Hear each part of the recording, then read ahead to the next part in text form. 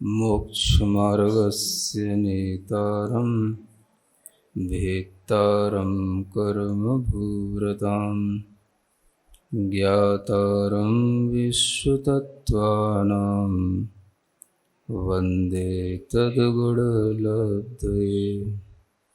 देवादिदेव आदिम तीर्थंकर श्री ऋषभनाथ भगवान की, वर्तमान शासन नायक श्री वर्धमान महावीर भगवान की, परम पूज्य आचार्य गुरुवर श्री विद्यासागर जी महाराज जी की। तत्वार सूत्र ग्रंथराज के सप्तम अध्याय के माध्यम से भावनाओं का वर्णन चल रहा है। व्रत को दृढ़ करने की पंच भावनाओं के अतिरिक्त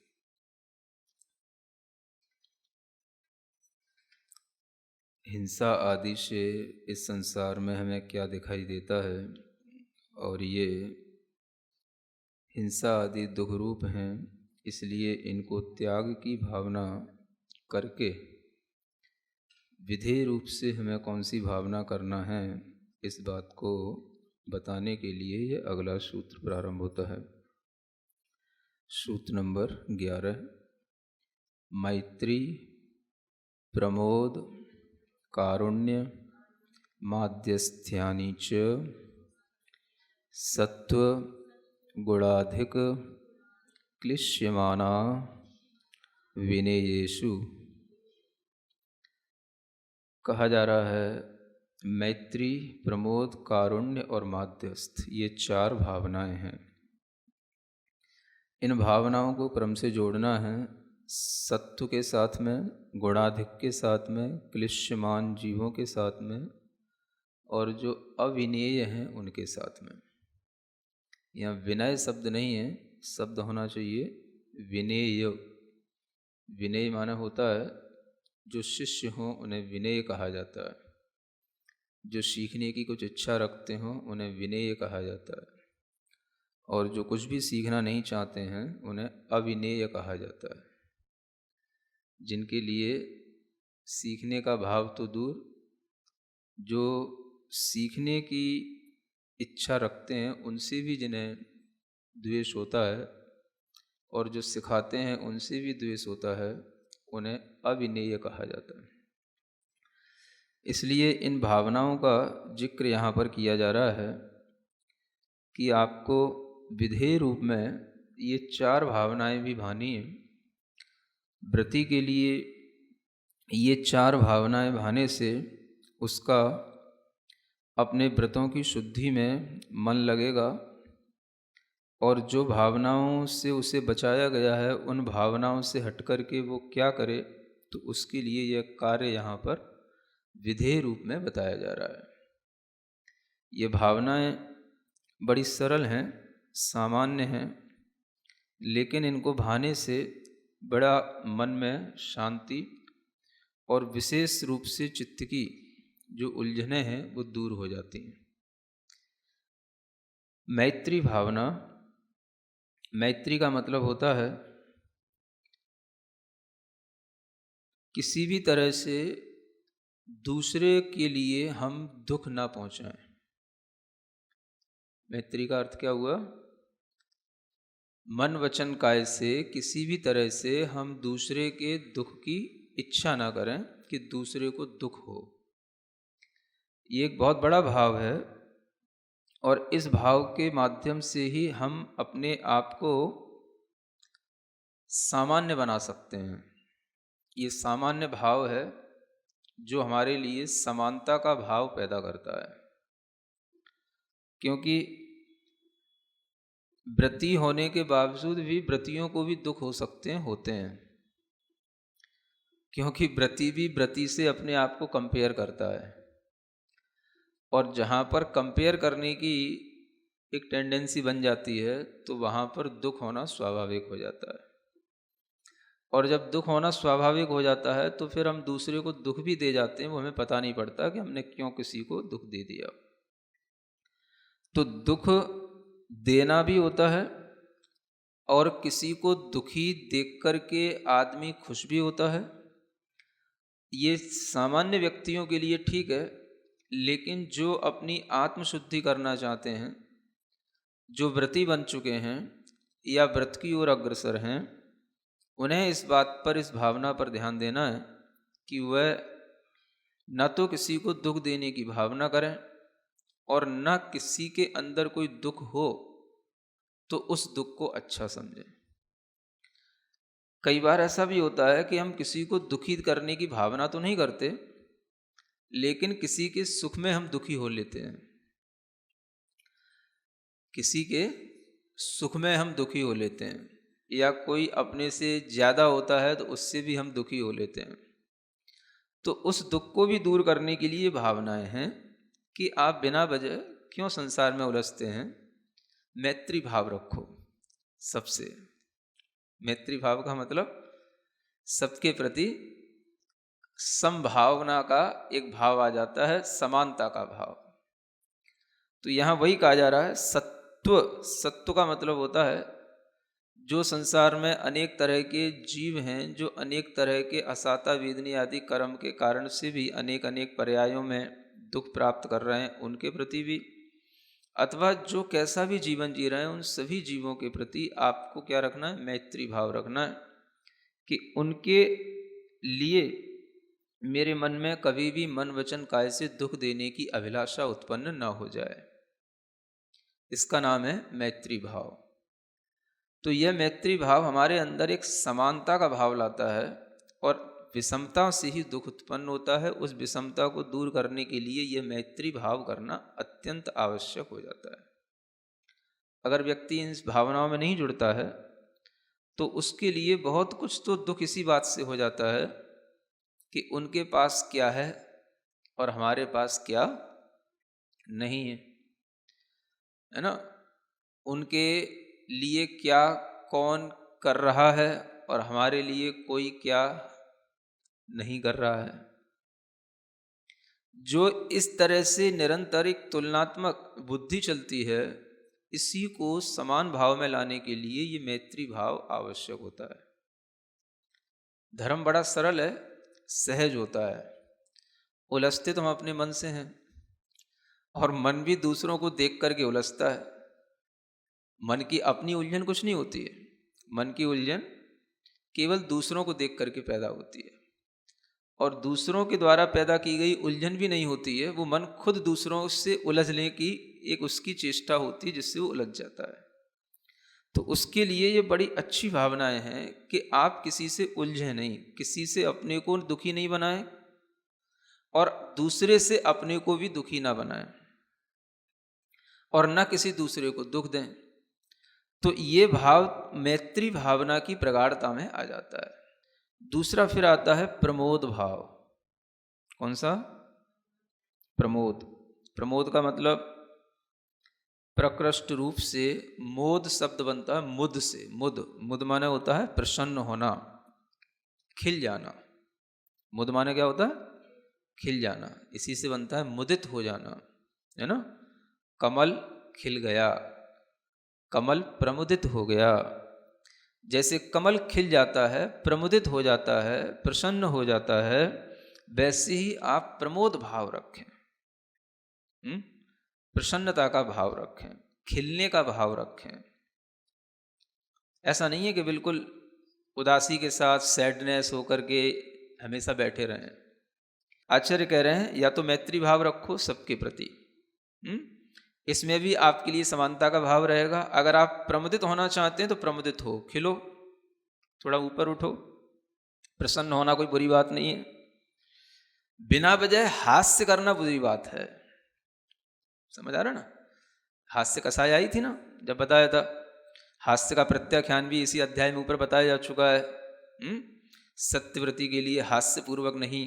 तो हास्य अलग चीज हो गई। हास्य में क्या है, हम किसी के लिए व्यंग करते हैं, किसी की कोई कमजोरी पर हंसते हैं, वो हास्य कसाई होती है। लेकिन प्रमुदित रहना, प्रसन्न रहना, तो वह जो है आपके अंदर तब संभव है जब आप क्या करें, वह प्रमोद भाव आपके अंदर, खिलने का भाव आपके अंदर आए। और वो किसके प्रति आए? तो इसको इससे जोड़ना है, गुणाधिक। किससे? जो अपने से ज़्यादा क्वालिटी रखते हैं, किसी भी तरह से अपने से बड़े हैं, पूज्य हैं, उनके प्रति अपने अंदर प्रमोद का भाव रखना है ना। गुण क्या है? तो यही जिनका विश्वास धर्म पर ज़्यादा हो, आत्मा पर ज़्यादा हो, जिनको जिनवाणी में मन लगता हो, जिनका ज्ञान हमेशा विकताओं से हट करके हमेशा धर्म कथा में लगता हो, जो हमेशा जिनवाणी के ही सम्यक ज्ञान में आनंद लेते हो, उनको गुणीजन कहा जाता है। श्रद्धान के विषय में, सम्यक दर्शन के विषय में, ज्ञान के विषय में और चारित्र के विषय में। तो ये आत्मा के जो गुण हैं, उन गुणों के विकास के लिए जो लोग तत्पर हैं वो गुणीजन हैं, जो चारित्र धारण किए हुए हैं, चारित्र की भावना करते हैं, तप की भावना करते हैं, तप को अधिक अधिक करते हैं। ऐसे जो गुणीजन हैं, जिनके चारित्र को हम नहीं पालन कर सकते, जिनके ज्ञान को हम नहीं छू सकते, उनके प्रति अपने अंदर क्या भाव आना? प्रमोद भाव आना। उनको देख करके क्या करना? टू बी सैड या टू बी हैप्पी है ये। बस इसमें क्या जाता है, अगर आपके अंदर उन गुणियों को देख करके प्रमोद भाव आएगा तो इसका मतलब क्या है? देखो, इसमें बहुत बड़ी साइकोलॉजी है, समझ आ रहा है? ज्यादातर क्या होता है कि जब हमसे कोई बड़ा होता है किसी भी क्षेत्र में, तो हम उसके प्रति जीलियस हो जाते हैं, और जब ऐसा होने लगता है तो हमारे अंदर वो गुण नहीं आ पाते हैं जो हम चाह रहे होते हैं। तो हमारे अंदर वह जेलसी नहीं आनी चाहिए, हमारे अंदर प्रमोद भाव आना चाहिए। कोई भी हो, अगर वो आपसे बढ़कर के है गुणों में, तो उसके लिए, उसके प्रति आपके अंदर अगर प्रमोद भाव आएगा तो वह भाव आपके माइंड को डिस्टर्ब नहीं करेगा, वो आपके अंदर उदासी नहीं लाएगा, वो आपको टेंशन नहीं देगा, वो आपके लिए किसी भी तरह का दुख नहीं देगा। तो ये सब मानसिक दुखों से उबरने की बहुत अच्छी भावनाएं हैं। ज़्यादातर हमें हमारे लिए जो अपने आसपास लोग मिलते हैं वो इन्हीं 4 कैटेगरी के होते हैं, और उन्हीं 4 कैटेगरी के लिए हमें 4 भावनाएं बताई जा रही हैं। एक तो सामान्य लोग हो गए, जो हमसे परिचित हों, ना हो, नॉन हो, अननोन हो, वो कोई भी हो, उनके प्रति तो मैत्री भाव। जिनको हम जानते हैं, जो अपने से ज़्यादा है ना क्वालिटी मैन हैं, वो जो है हमारे लिए क्या हो गए, उनको देख करके प्रमोद भाव करना। और तीसरा भाव है कारुण्य भाव, ये करुणा भाव करना। किसके प्रति? क्लिश्यमान। क्लिश्य माने जो दुखी हैं, उनके प्रति करुणा भाव करना। संसार में दुखी जीव मिलेंगे ही हमेशा। कोई दरिद्री है, किसी के पैर नहीं है, किसी की आंखें नहीं है, कोई रोगी है, कोई समय से पहले मृत्यु को प्राप्त हो गया, कोई अनाथ हो गया, कोई विधवा हो गया, कोई का बेटा नहीं है, कोई की बेटी नहीं है, किसी के लिए एक्सीडेंट हो गया, किसी को चोट लग गई, किसी को कुछ हो गया, होता ही रहता है। असाता वेदनी कर्म के कारण से कोई वर्षों से बीमार पड़ा है, कोई महीनों से बीमार पड़ा है, कई तरीके के दुखों से पीड़ित है, किसी को आर्थिक समस्याएं हैं, किसी को दैहिक समस्याएं हैं, किसी को पारिवारिक समस्याएं, तरह तरह की समस्याएं। अब इन दुखी जीवों को देख करके क्या करना? इनको देख करके प्रसन्न नहीं होना, इनको देख करके प्रमोदित नहीं होना। इनको देख करके तो क्या करना? करुणा भाव आना, है ना। करुणा भाव का मतलब होता है कि अपने हृदय में इनके दुख को दूर करने की भावना आना। भावना तो करो कि भगवान इनका दुख दूर हो जाए। उनके प्रति दीनता का भाव अपने मन में नहीं लाना कि ये दीनहीन है, ऐसा नहीं सोचना, लेकिन उनको देख करके अपने अंदर एक दया का, है ना, अपने अंदर एक करुणा का ऐसा भाव आना चाहिए जिसके कारण से हमारा हृदय द्रवित हो जाए। तो उससे क्या फायदा मिलेगा आपको? दूसरे के दुख से अपने आप को दुखी बनाने का। दूसरे के दुख से अपने को दुखी नहीं बनाया जा रहा, दूसरे के दुख को अगर हम आत्मसात करते हैं तो हम अपने सुख में फूलते नहीं हैं। उसका फायदा ये होता है, हमें अपने को जो उपलब्धियां मिली हैं उससे हमें घमंड नहीं पैदा होता है। जब हम दूसरे के दुख को भी आत्मसात करने लगते हैं तो उससे ये फ़ायदा होता है कि हमारा मन जो है उसमें भी बैलेंस में रहता है कि हम अपने आप का अगर उत्कर्ष ही देखते रहते हैं तो हम दूसरे के दुख में भी किसी भी तरह का कोई गौर नहीं करते और ना हम उसको कोई महत्व देते, क्योंकि हमारे अंदर वह ईगो बढ़ता चला जाता है। हमें क्या लेना देना है, दुनिया ऐसे ही रहती है, हमें तो अपने ढंग से रहना है। तो अपना अहम ना बढ़ पाए इसलिए यह करुणा भाव सामने आता है। दीन दुखियों को देख करके अपने हृदय में इस तरह से एक द्रवीभूत होने का भाव या उनके दुख को आत्मसात करने का भाव जो है यह कारुण्य भाव कहलाता है ना। आपको इसी तरीके के लोग मिलेंगे भी, या तो आपको सामान्य दर्जे के लोग मिलेंगे, या आपको अच्छे विशिष्ट लोग मिलेंगे, या आपको अपने से निचले दर्जे के लोग मिलेंगे। तो ये 3 दर्जे तो ये हो गए। और चौथा बचता है जो माध्यस्थ भाव। किनके प्रति? जो अविनीत हैं या अविनेय हैं, जो किसी भी चीज़ को ना तो समझना चाहते हैं ना सीखना चाहते हैं, उल्टा सही को गलत और कहते हैं, है ना। जो सही चीज़ों को सीखने की बजाय उन चीज़ों को और बिगाड़ने की कोशिश करते हैं, या जो किसी भी तरह से तत्व को धर्म को उल्टा ही लेकर के चलते हैं, उनको अविनेय कहा जाता है। सीखना नहीं है उन्हें तो हर अच्छी चीज़ को नुकसान पहुंचाना है, ये उनका धर्म होता है। और मैत्री भाव जो होगा वो सभी जीवों के प्रति कॉमन होगा। तो ये मैत्री भाव एक सामान्य है और माध्यस्थ भाव विशेष है। ऐसी ये 4 भावनाएं हैं, और इन 4 भावनाओं में यदि अपना मन लगता है तो आपका मन अपने व्रतों में लगा रहेगा। आप अपने को धर्म ध्यान में लगाए रखेंगे। धर्म ध्यान करने के लिए इन 4 भावनाओं को भाना बहुत जरूरी है। कोई भी तरीके की आप एकाग्रता चित्त की चाहते हैं, मन की शांति चाहते हैं, सबसे पहले इन 4 भावनाओं से अपने मन को थोड़ा सा धो लें। समझ आ रहा है? ये भावनाओं में ध्यान नहीं लग, ये ध्यान से पहले की चीजें हैं। जैसे भोजन करने से पहले आजकल आपसे कहा जाए हाथ सैनिटाइजर कर लो,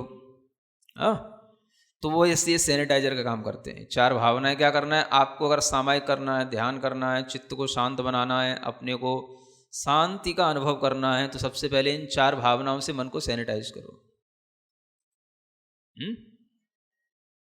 इससे क्या होगा, जो आपको अपने ही एनवायरनमेंट में जो कुछ भी इम्प्योरिटी हैं या जो कोई भी वायरस हैं, उसका जो इफेक्ट आपके चित्त पर आ रहा है वो इससे अलग हट जाएगा। हाथ किस लिए धोए जाते हैं? भोजन से पहले हाथ बार बार क्यों धोना, क्यों सैनिटाइज करना? आजकल समझाया जा रहा ना क्यों?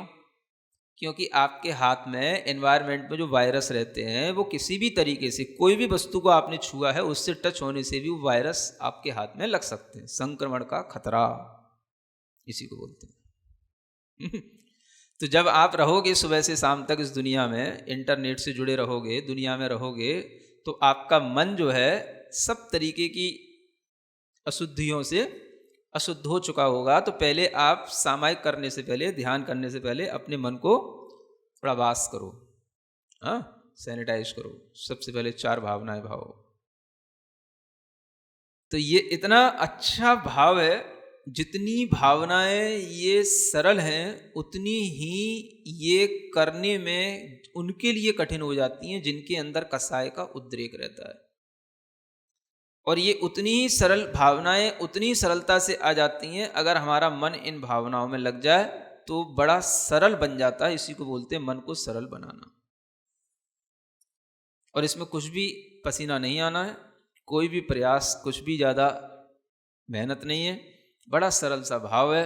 ये 4 भाव आचार्य कहते हैं ये आपको हिंसा आदि दोषों से भी बचाए रखेंगे और आपके मन को बिल्कुल हमेशा अच्छा बना करके रखेंगे, है ना।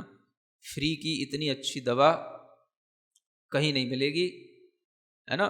किसी भी न्यूरोलॉजिस्ट के पास नहीं मिलेगी, किसी भी साइकोलॉजिस्ट के पास नहीं मिलेगी इतनी अच्छी फ्री की दवा। दवा से कैसे मन ठीक होएगा?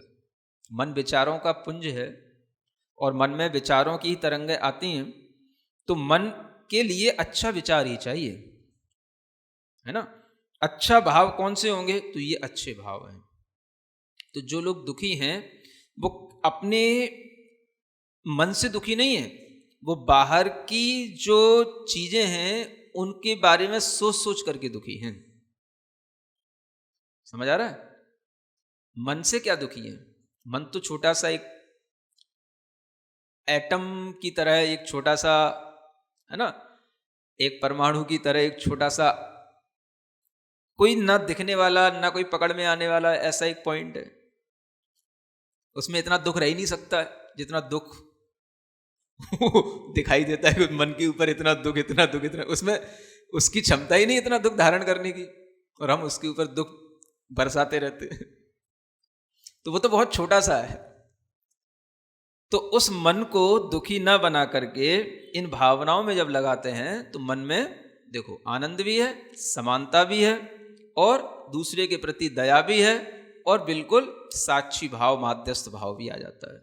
और इसी में पूरा का पूरा मन की शांति मिलती है। ये मन की ये भावनाएं। और भी देखो कितना आचार्यों ने उपकार किया है, कितनी अच्छी अच्छी बातें। एक और सूत्र इससे भी बढ़कर के आता है, जगत काय स्वभाव हुआ संवेग वैराग्यार्थम। हाँ देखो, आचार्य कहते हैं व्रती के लिए सबसे जरूरी चीज है अपने संवेग और वैराग्य को बढ़ाना।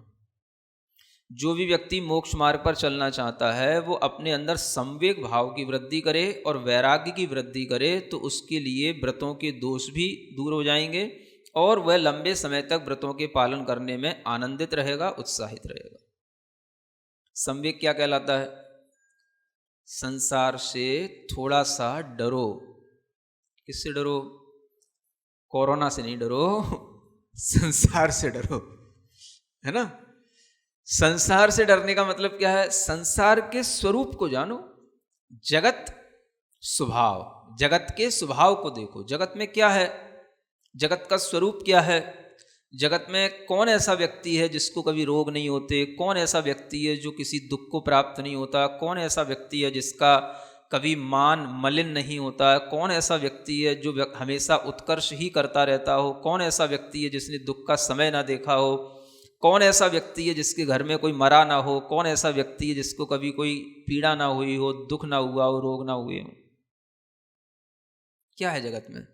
किसके यहाँ पे क्या नहीं है? यहाँ भी देखो, अधोलोक में भी देखो, ऊर्ध्वलोक में भी देखो, उन जीवों को भी देखो जो एक इंद्रिय हैं, उन जीवों को देखो जो कीट मकोड़े मक्खी मच्छर हैं, उनको भी देखो।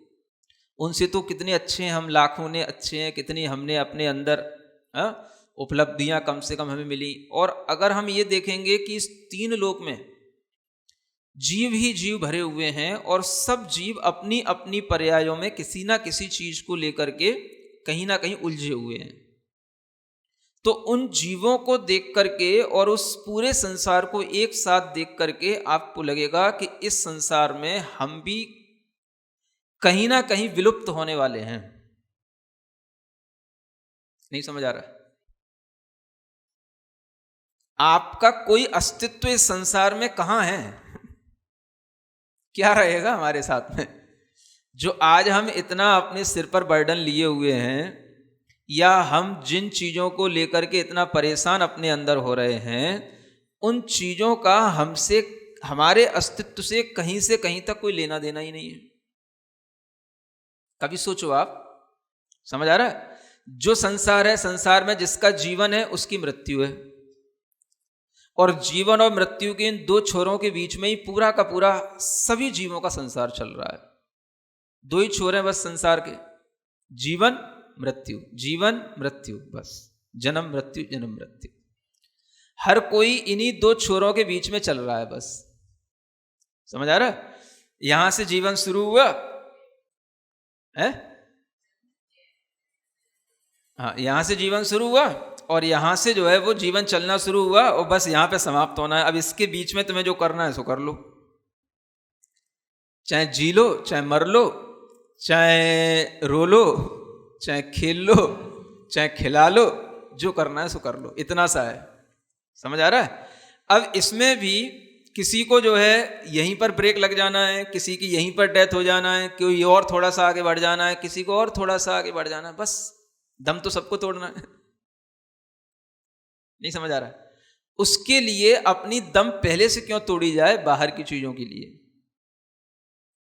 सोचो, अगर आपकी मृत्यु हो जाती है तो मृत्यु होने के बाद शरीर मिट जाता है और आत्मा का कहीं से कहीं तक कोई पहचान नहीं रहती कि ये आत्मा कौन सी थी, किस आत्मा ने कहां क्या किया, कुछ भी नहीं बचा।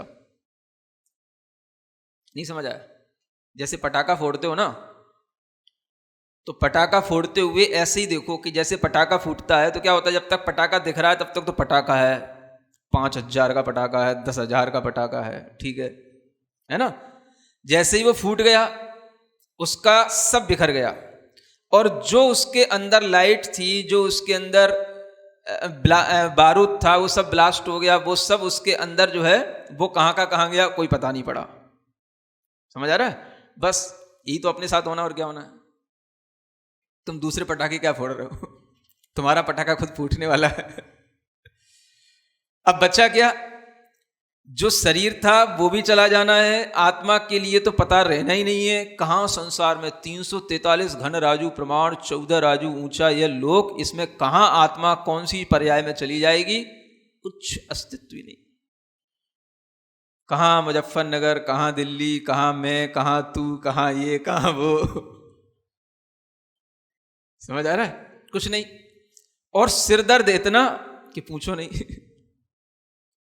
जगत के स्वभाव का चिंतन करके ये डर लगना चाहिए कि इस संसार में मृत्यु के उपरांत हमारा अस्तित्व कहाँ विलीन हो जाएगा और मेरी आत्मा कहाँ जन्म ले लेगी, फिर मुझे कुछ अपना भान रहेगा कि नहीं रहेगा। अगर पंचेंद्री बनोगे, कोई मन सहित संगी पंचेंद्री पना मिलेगा तो कुछ भान रहेगा, नहीं तो वो भी नहीं रहेगा कि कहाँ पड़े हैं। समझ आ रहा है? चिंताएं किसके लिए हैं? चिंता तो इस चीज की होनी चाहिए कि मेरा मरने के बाद होगा क्या, मैं कहां जाऊंगा। इस संसार में जो इतना भरा पूरा संसार है, अरे चलो तुम्हें 3 लोग नहीं दिखाई देते हैं, कम से कम जितना भी तुम्हें दुनिया दिखाई देती है वो क्या कम है? कितने मनुष्य हैं, कितने कीट पतंगे हैं, कितने चींटी चींटे हैं, कितने पशु पक्षी हैं, उनको तो देखो। कहाँ जाकर के कौन जन्म ले ले, किसको क्या पता है कि यहाँ पर आज हम जिस चीज पे काबिज हैं, ये मेरा, ये मेरा, ये मेरा, मरने के बाद किसका है ना। अगर ये विचार किया जाए तो ही संसार से संवेग आएगा। संवेग माने संसार से डरो, यानी संसार में मैं कहीं फिर से ना उलझ जाऊं, फिर किसी संसार के इस भयानक अंधकार में फिर ना गिर पड़ूं, निगोद के नरक के अंधकारों में फिर ना चला जाऊं। इससे डरने का नाम है संसार से डरना। जो व्यक्ति इससे डरेगा तो सत्कर्म में प्रवृत्ति करेगा। और क्या करना है? व्रतों का पालन वही कर सकेगा जो संसार से डरेगा, क्योंकि मोक्ष की प्राप्ति तो तभी होगी जब संसार से भय होगा। संसार में रह करके संसार में आनंद बना रहे हो तो मोक्ष कैसे मिलेगा? हाँ, इसी को सुनने में डर लग रहा किसी लोगों को। मतलब कि छोड़ना नहीं चाहते हो। संसार का जो राग है वो हम छोड़ना नहीं चाहते हैं, संसार से हम दूर हटना नहीं चाहते हैं, और हम जो है अपने आप को भुलावे में भी रख करके संसार में ही आनंदित रहना चाहते हैं। तो संसार में आनंद लेने की कोशिश करोगे या संसार में ही आनंदित रहोगे। संसार में आनंदित होने का मतलब 2 है, एक तो संसार में रह करके आनंदित होना और एक संसार में आनंदित होना। जो संसार है उसमें आनंदित होना, ये बहुत अच्छा, ये बहुत अच्छा, यही अच्छा, यही हमें मिल जाए, यही हमें मिलता रहे, ये संसार का आनंद है ना। तो संसार में आनंदित होने या संसार में रह करके आनंदित होना। जो संसार में रह करके आनंदित है वह संसार में आनंदित नहीं होगा, वह संसार में जो आनंदित होगा उसके लिए फिर मोक्ष का कोई आनंद नहीं होगा। समझ आ रहा है? इसलिए संसार से संवेग भाव की प्राप्ति करो। संसार को देख करके उलझो नहीं। संसार में दुख मत करो, किसी भी तरीके के डिप्रेशन में मत जाओ, चिंताएं इतनी मत बढ़ाओ कि अपना जीवन जो पंचेंद्रीय पर्याय मिली वही छूट जाए। ये तो संसार का स्वभाव है, इसका खूब चिंतन करो। जितना संसार के स्वरूप का चिंतन करोगे उतना आपके अंदर संसार से एक अपने आप दूरी बन जाएगी। समझ आ रहा है? कोई किसी का नहीं है जग में, है? जब आदमी दुखी होता है तब गाता है। सुख में गाओ, सुख में ध्यान करो इन चीजों का, है ना? ये तो संसार के लिए हो गया। और एक शरीर के लिए वैराग्य बढ़ाओ, वैराग्य बढ़ाओ। वैराग्य कैसे बढ़ेगा? राग रति जिससे हो रही है वो शरीर होता है। शरीर से राग दूर करके ही आपके अंदर वैराग्य आएगा, और उस वैराग्य की वृद्धि से ही आत्मा शुद्ध होगी। संसार में राग को प्राप्त करके तो आत्मा और मन दोनों अशुद्ध होंगे, और जब इससे राग हटेगा तो वैराग्य बढ़ेगा। वैराग्य में ही विरत होते हैं, क्योंकि विरति का मतलब कब है? विरति माने ही वैराग्य। तो जो विरति हुई है वो वास्तव में विरति और बढ़ेगी जब आपको जगत और काय इन दोनों के स्वभाव का बार बार चिंतन आएगा। तो जगत के स्वभाव का चिंतन हमारे लिए संवेग भाव पैदा करता है, और काय के स्वभाव का चिंतन हमारे लिए वैराग्य उत्पन्न करता है। और ये दोनों ही भाव संसार से मुक्त होने के लिए बहुत जरूरी है। अगर ये दोनों भाव अपने अंदर आते हैं तो हम सांसारिक सुखों से अपने आप को बचा सकते हैं। सांसारिक सुखों में जो हमारी एक आसक्ति बनी हुई है उससे हम अपने आप को हटा सकते हैं, और संसार के सुखों से हटने के बाद ही हमें कुछ मोक्ष सुख पर श्रद्धा और विश्वास बन सकता है। इसलिए जगत और काय के स्वभाव के द्वारा अपने संवेग को बढ़ाओ, वैराग्य को बढ़ाओ। इसी से व्रत स्थिर बना रहेगा। व्रतियों के लिए इतना बड़ा ये होमवर्क दिया जाता है, इसमें आप लगे रहो, जिससे कि आपने जो व्रत लिए हैं उसमें किसी भी तरीके की अतिचारता ना आए, और उन व्रतों से भी छूटने का आपका कभी मन ना बने। व्रतों से दूर हटने का या व्रतों को छोड़ने का कभी मन ना हो जाए। क्यों हो जाए मन? क्योंकि अगर संवेग वैराग्य में कमी रहेगी तो मन फिर हो ही जाएगा, क्योंकि भीतर संवेग भाव है ही नहीं है, और व्रत लेने से बहुत सारी चीजें छूट गई हैं। वैराग्य भाव है नहीं है, और हम जो है बाहर से दूसरी चीजों से विरक्त हो गए, तो भीतर मन को तो कहीं सुख मिल ही नहीं रहा। तो मन के लिए अगर संवेग और वैराग्य ही अगर मन का धन अगर बन जाए तो फिर मन कहीं नहीं लगेगा, फिर मन संसार की किसी चीज में नहीं लगेगा। तो ये मन का धन है। ये किसके लिए? मोक्ष मार्ग के लिए। संवेग और वैराग्य मोक्ष मार्ग के लिए मन के धन है। समझ आ रहा है? आप लोग बोलते हो ना कि सब कुछ अपने मन का धन ही होता है, तो मन का धन संसार की अपेक्षा से होता है, हम मन में क्या सोच रहे हैं। लेकिन मोक्ष की अपेक्षा से मोक्ष मार्ग पर चलने के लिए मन का धन ये है। अगर ये मन में ये धन बढ़ता चला जाएगा तो मोक्ष मार्ग पर उसकी प्रवृत्ति बढ़ती चली जाएगी। संसार में राग नहीं, शरीर से वैराग्य है, तो अब बचा क्या उसके लिए? फिर आनंद ले वो संसार में रह करके, तो उसका वो आनंद, उसका प्योर, उसका प्लेजर कहलाएगा, वो उसका प्योर होगा। अन्यथा जो आनंद लिया जाएगा वो संसार की विषयों का होगा, इंद्रियों का आनंद होगा। समझ रहे हैं ना? तो ये सब भीतर की केमिस्ट्री है। इसी से आदमी अपने व्रतों को अच्छे ढंग से पालन करके जीवन पर्यंत तक बहुत शांति के साथ में रहता है। चाहे दुनिया में कोरोना हो, चाहे महामारियां हो, चाहे कुछ हो, उसे किसी से कोई चिंता नहीं होती है, किसी से कोई डर नहीं होता है। उल्टा वो जगत को इस तरीके से देखता है तो वो सोचता है जगत का स्वभाव ही है, होता आ रहा है, होता रहेगा। हर दशक में, हर 20 साल बाद, 10 साल बाद नई नई बीमारियों के नाम आ जाते हैं, नई नई बीमारियां फैलती हैं, नई नई, और जब फैलती हैं तो पूरे विश्व में फैलती हैं। हमेशा ही होता है, कहीं स्वाइन फ्लू, कहीं वो चिकन फ्लू, कहीं बर्ड फ्लू, समझ आ रहा है, कहीं ये हैजा, मलेरिया, डेंगू, तमाम तरीके की सब चीज़ें बनती जा रही है। कोरोना भी जुड़ गया, और 10 साल को और एक नई चीज़ आ जाएगी। इसकी वैक्सीन नहीं बन पाएगी तब तक नई चीज़ और आ जाएगी। तो ये तो संसार का स्वभाव है, चलता रहेगा, इसमें उलझने की जरूरत नहीं। इससे अपने आप को विरक्त करो। ठीक है? बोलो महावीर भगवान की।